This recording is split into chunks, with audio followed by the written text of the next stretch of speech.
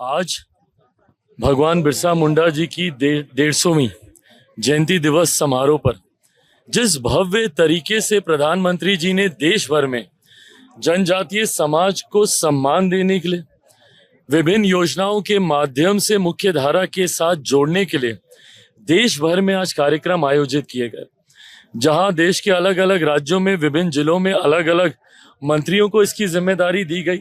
तो वहीं बिहार और बिहारियों के लिए ये सौभाग्य की बात है और जमुई वासियों के लिए खास तौर पर ये गर्व की बात है कि प्रधानमंत्री जी ने अपना स्वयं का कार्यक्रम बिहार के जमुई में उन्होंने देना निर्धारित किया।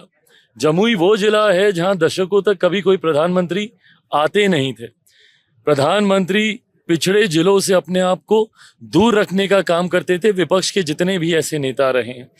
ऐसे में मेरे मौजूदा प्रधानमंत्री आदरणीय नरेंद्र मोदी जी तीसरी बार जमुई आने का उन्होंने काम किया और बिना चुनाव प्रचार के आज जब वो आए हैं तो उन्होंने ना सिर्फ जमुई वासियों के मन में बल्कि देशवासियों, बिहार वासियों के मन में ये विश्वास जताने का काम किया है कि मोदी की गारंटी को पूरा करने की श्रृंखला की शुरुआत हो गई है। दरभंगा में आपने देखा 12,000 करोड़ से ज्यादा की राशि की परियोजनाओं का शिलान्यास किया गया। यहाँ पे 6,600 करोड़ से ज्यादा की राशि की परियोजनाओं का शुभारंभ यहाँ से किया गया। प्रधानमंत्री जी की सोच रही है कि समाज के सबसे वंचित वर्ग को मुख्य धारा के साथ कैसे जोड़ा जाए, पर विरासत और विकास दोनों को साथ लेते हुए जनजातीय समाज अपनी विरासत को संजोते हुए उसको अपने मूल स्वरूप में रखते हुए कैसे मुख्य धारा के साथ विकास के मार्ग पर आगे बढ़े। जहां एक तरफ प्रधानमंत्री जी ने इस बात की भी चिंता की है तो इस बात को भी सुनिश्चित किया है कि समाज के सबसे वंचित वर्ग से आने वाली महिला देश के सबसे सर्वोच्च पद को कैसे उसकी गरिमा बढ़ाए, इसकी व्यवस्था भी उनके द्वारा की गई। यह हमारे प्रधानमंत्री जी के सम्मान को इस वंचित वर्ग के प्रति दर्शाता है, समाज के अनुसूचित जाति जनजाति वर्ग के प्रति दर्शाता है और जिस तरीके से आदिवासी समाज के बनाए हुए प्रोडक्ट्स को जिस तरीके से उन्होंने आगे बढ़ाने का काम किया। आज उन्होंने स्वयं बताया कि कैसे अंतर्राष्ट्रीय स्तर पर भी आदिवासी समाज से बनाई गई चीज़ों को वो लेकर जाते हैं।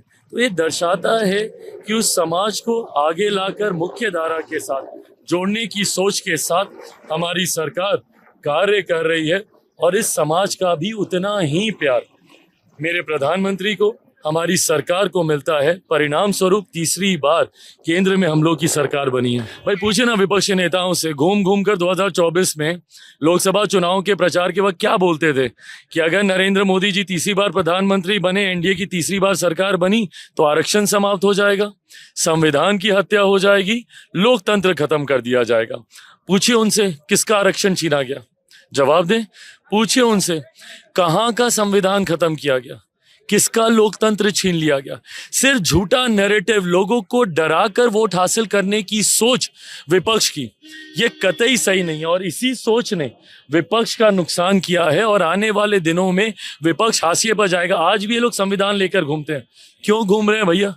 जब प्रधानमंत्री ने संविधान के सामने नतमस्तक होकर ये कहा कि अगर देश चलेगा तो संविधान के तहत ही चलेगा, जब प्रधानमंत्री जी इस बात को बार बार कहते हैं, ऐसे में लोगों को भ्रमित करना ये पूर्णतः गलत है।